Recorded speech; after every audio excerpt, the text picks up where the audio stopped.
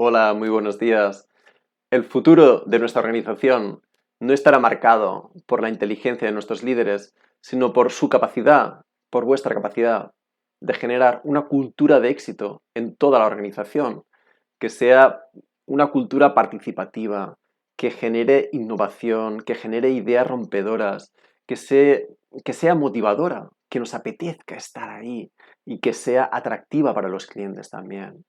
Entonces, ¿cómo de preparados estamos para generar esa cultura en nuestras organizaciones? Bien, pues os presentamos el test empresarial de desarrollo humano.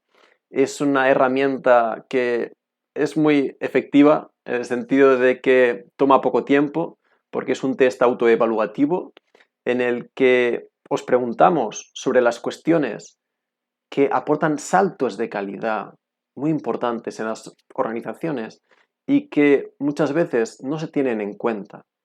Así que a partir de este test obtenemos una perspectiva amplia que nos permite situarnos en un nivel de desarrollo humano, además de ver distintas dimensiones como cómo estamos en liderazgo, cómo estamos en innovación, cómo estamos con la relación con nuestros clientes y todo ello una perspectiva global que nos permita ver nuestra organización desde una visión 360.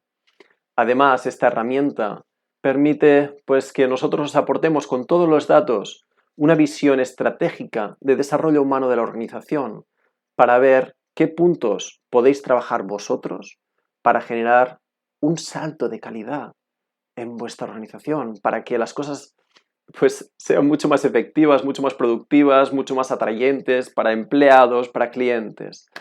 Entonces, este test es ideal para todos aquellos directivos que quieran ser críticos con su organización, que no se conformen con sacar una buena nota, sino que quieran realmente ver su organización con unos ojos analíticos y ver qué perspectivas pueden tomar para mejorarla y tomar decisiones a partir de ahí.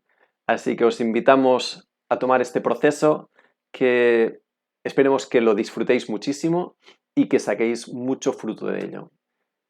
Así que aquí está. ¿Empezamos?